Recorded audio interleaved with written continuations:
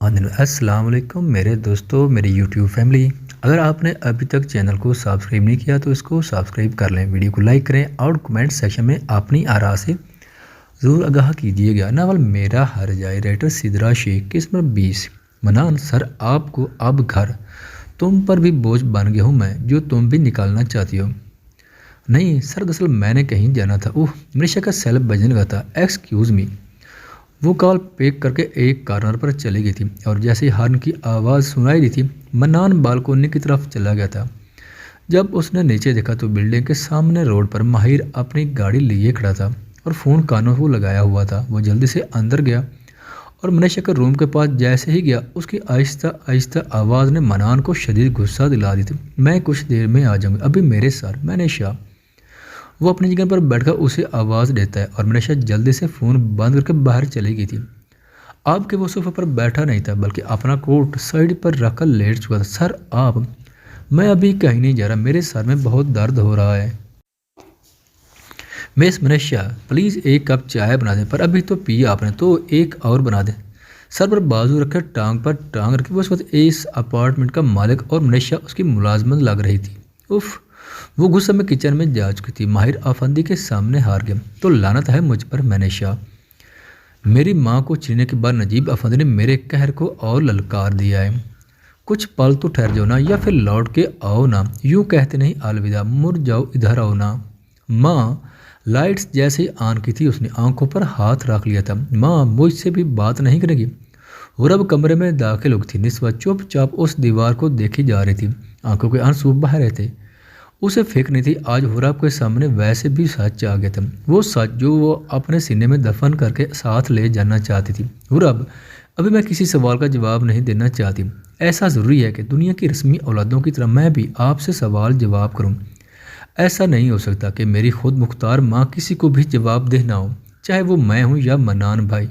آخر کب تک منان بھائی کے ڈر سے آپ اس کمرے میں بند رہ گئے؟ کب تک؟ آپ نے کچھ غلط نہیں کیا۔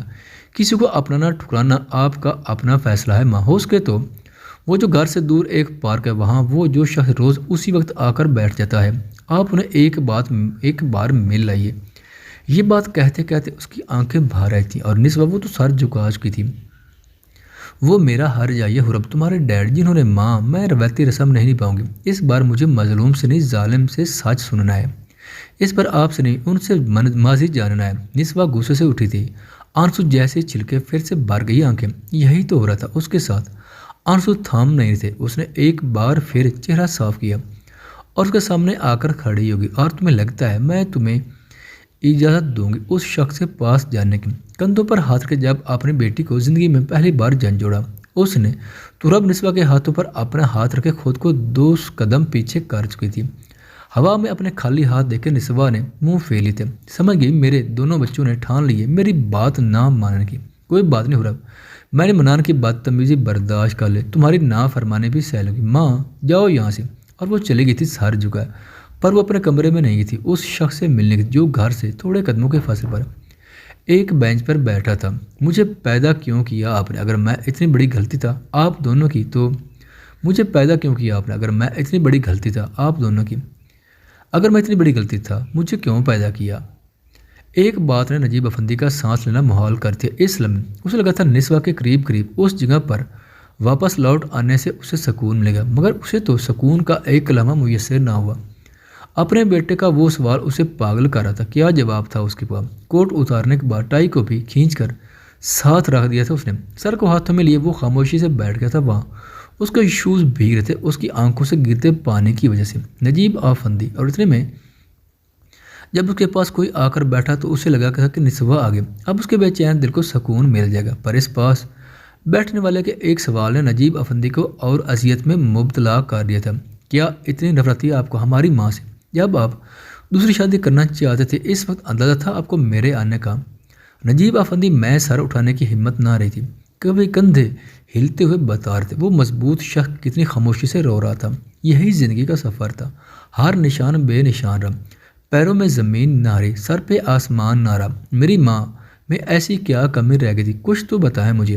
آج میں میری ماں کے ہرجائی سے سچ سننا چاہتی ہوں۔ وہ بار بار منہ کھول رہے تھے پر کچھ الفاظ ادا نہیں ہو پا رہے تھے۔ آنسو سے تر چہرے کو اٹھا کر ہوراب کو دیکھا تو ہوراب نے نظریں نیچی کر لی تھی۔ جب آپ کو گولی لگی تھی آپ کا آپریٹ کرتے وقت ایک عجیب سا ڈر لگا تھا مجھے۔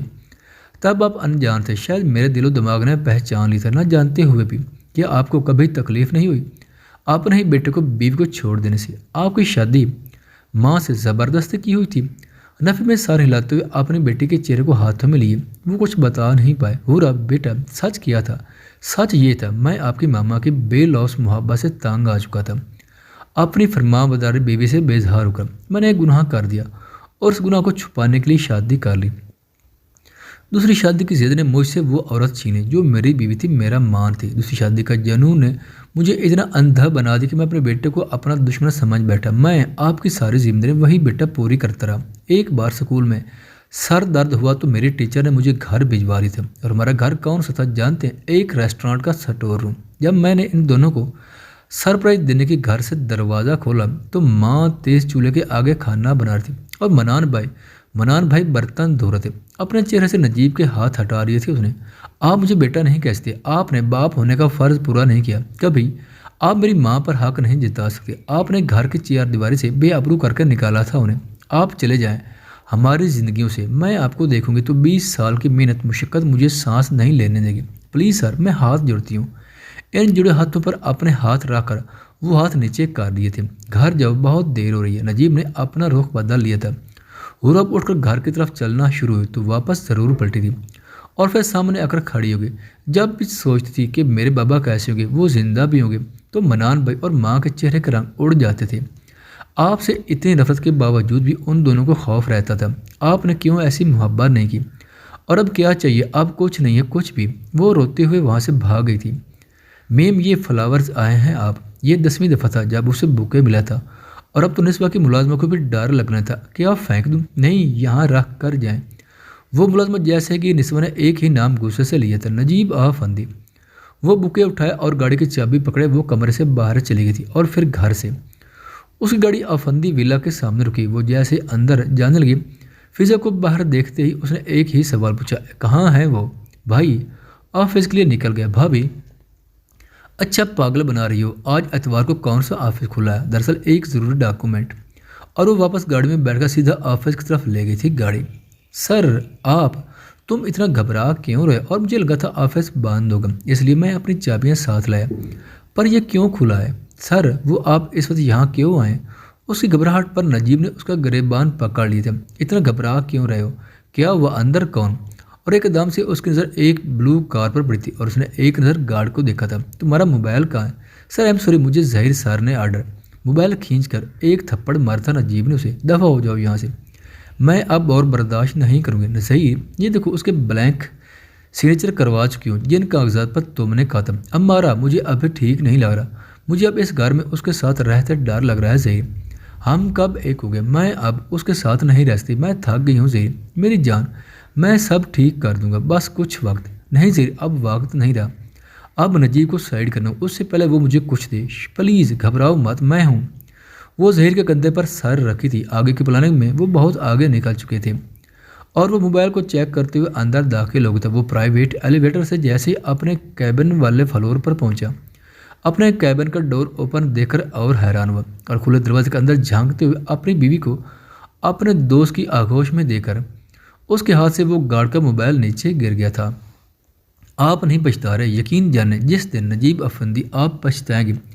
آپ میں ہمت نہیں کی مجھ سے نظریں ملانے کی۔ میں نے تم جیسی بد کردار عورت کے لیے اپنا گھر برباد کیا، تمہارے بدنما ماتل کیے، میں نے نسوہ کو مجبور کیا میری دوسری شادی کے لیے، میں نے تمہاری جیسی عورت کو بیوی بنانے کے لیے اپنے بیٹے کو پرایا کر دیا، اپنی خوشیوں کا دشمن سمجھ لیا ہمارا۔ اس لیے وہ سب کیا تھا کہ آج میں اپنے دوست سے ایسے دیکھ سکوں۔ نجیب کو زندگی کا سب سے بڑا دھچکا لگا، اس لمحے لگا تھا۔ نجیب افندی بہت گھاٹے کا سودا کر دیا تم۔ وہ اس عورت کو درگزر کر کے ظہیر کی طرف بڑھا تھا۔ وہ تو بے وفا تھی، اس نے اپنا ایمان بیچنے کے بعد اپنا جسم بھی بیچ دیا، پر تم تو میرے دوست میرے بھائی جیسے تھے، تم نے کیا کر دیا؟ اس کمرے سے باہر نکلو گے تو لوگوں کا یقین اٹھ جائے گا دوستی سے تم سے۔ اس کمرے سے باہر جا کر کون بتائے گا؟ تم نجیب افندی بتاؤ گے، لوگ میں تماشا بن جاؤ گے۔ جس عورت کو ٹھکرایا وہ تو کامیاب ہوگی اور تم اپنی ناکامی کا ڈھنڈورا پیٹو گے۔ نہیں میرے دوست، میں تمہیں ایسا نہیں کرنے دوں گا۔ وہ کہتے ہنسنے لگا تھا اور کچھ سیکنڈ میں امارا کی آواز بھی گونجی تھی۔ وہ دونوں اس دھوکے خواہش شخص کے پیچھے تو ہنستے تھے، آج سامنے ہنستے ہوئے زیادہ لطف اندوز ہو رہے تھے۔ مجھے پرواہ نہیں، میں اب تمہارا سایہ بھی اپنے گھر اور بچوں پر دیکھنا نہیں چاہتا۔ بچے، تمہارے بچے، مہیر، شیزا، از اٹ؟ زہیر کا گریبان چھوڑ کر نجیب نے امارا کی طرف دیکھا تھا۔ اس کی طرف کیا دیکھ رہے ہو؟ یقین نہیں، ڈی این اے ٹیسٹ بھی دیکھنا چاہو گے؟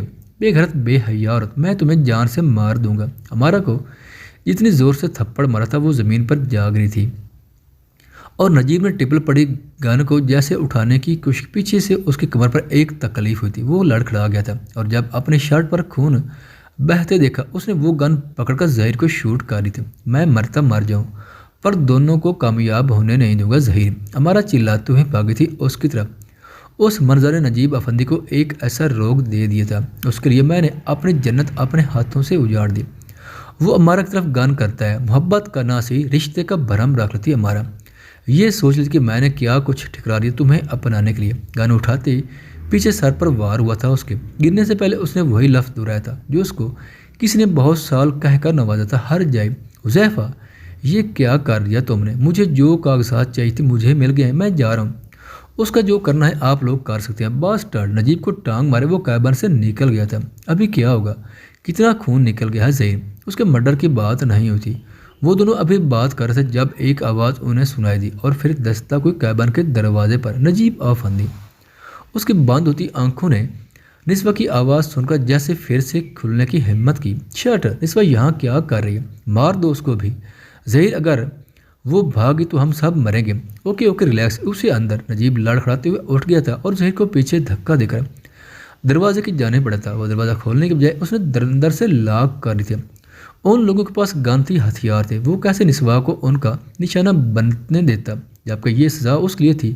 قصوروار وہ تھا۔ نجیب افندی، چلی جاؤ نسواں، میں بزی ہوں، اس نے غصے سے کہا تھا یا کہنے کی کوشش کی تھی۔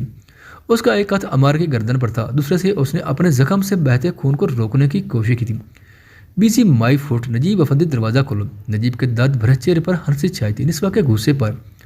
کچھ آخری کہہ دو اسے نجیب، اگر تم نے امارا سے ہاتھ نہیں اٹھایا تو میں گولی چلا دوں گا اور تمہاری نسواں کو کیا کسی کو ایک آواز تک نہیں جائے گی۔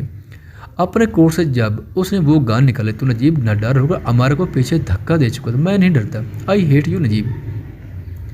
نسواں کے اس جملے نے اس کے جسم سے جیسے روح نکال دی ہو۔ اس کے ہاتھ رکے تھے پر وہ گولی اس کے پیٹ پر لگ چکی تھی۔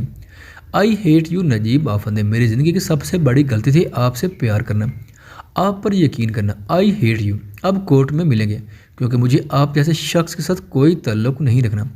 اور چلتے قدموں کی آواز پر وہ گھٹنوں کے بال گر گیا تھا۔ مجھے نہیں پتا تھا نجیب آخری وقت میں اتنے تلخ الفاظ سننے کو مل جائیں گے۔ کندھے پر ٹانگ مارے وہ اسے نیچے گرا چکا تھا۔ چلو یہاں سے، اب ہم بیک ڈور سے جائیں گے، سی سی ٹی وی پہلے ہی سٹاپ کر چکا تھا۔ تم اپنی گاڑی کو نسواں کے جانے کے بعد لے کر جانا زہیر، ہمیں اسے ہسپتال، وہ مر چکا ہے، سانسیں بند ہو رہی ہیں، چلو نہیں تو تمہیں بھی اس کے ساتھ بھیج دوں گا، مجھے بے وفائی پسند نہیں ہے۔ ہمارا کا ہاتھ پکڑے وہ اسے لے گیا تھا پر نسواں جو مین گیٹ تک پہنچ گئی تھی، جانے دل میں کیا آئی، وہ غصے سے مڑی۔ آخر اندر کیبن میں ایسا کیا ہو رہا تھا جو مجھے بزی ہونے کا کام؟ یہ کیبن اور آفس ہی فساد کی جڑ رہا۔ نجیب افندی، آج آپ کی بے وفائی دنیا کو دکھاؤں گی اور اسی ثبوت پر طلاق حاصل کروں گی۔ وہ 100 بہانے بنا کر واپس اوپر چلے گی پر وہ جانتی تھی وہ دل کو تسلی دینا چاہتی تھی۔ اور اس بار جب ایلیویٹر سے نکلی تو کیبن کا دروازہ کھولا ہوا تھا۔ دروازے سے باہر آتے خون کو دیکھ کر وہ بڑے ہوئے اس وجود کو پہچان گئی تھی۔ نجیب اندر بھاگتے ہوئے گئی تھی۔ اس نے جلدی سے نجیب کو سیدھا کیا، زخم پر اس کا ہاتھ لگتے ہی نجیب کے منہ سے آہ نکلی تھی۔ نجیب، نجیب آنکھیں کھل لے، نجیب۔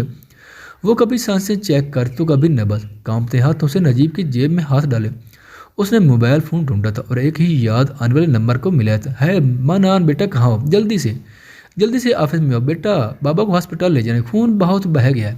کانپتی ہوئی آواز سے اس کے ہونٹوں سے یہی لفظ ادا ہوئے تھے، میں آ رہا ہوں ماں، آ رہا ہوں۔ فون بند ہوا تو موبائل ہاتھ سے چھوٹ گیا تھا۔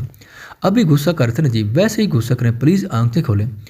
وہ چہرے کو گود میں لیے ہلا رہی تھی اور تبھی شور شرابے نے اس کی توجہ حاصل کر لی۔ ماں بیٹا بہت خون بہہ گیا، پلیز سیو ہم، پلیز منان، کچھ نہیں ہوگا، آپ ہمت رکھیں۔ منان جلدی سے نیچے جھکا تھا۔ نجیب کے نبض چیک کرتے ہی اس نے اپنی ماں کی طرف دیکھا تھا۔ پلیز بیٹا، انہیں کچھ ہونا نہیں چاہیے، کچھ نہیں ہوگا، نبض چل رہی، آپ پیچھے مجھے اٹھانے دیں، منان نے بہت آہستہ آواز میں کہا تھا۔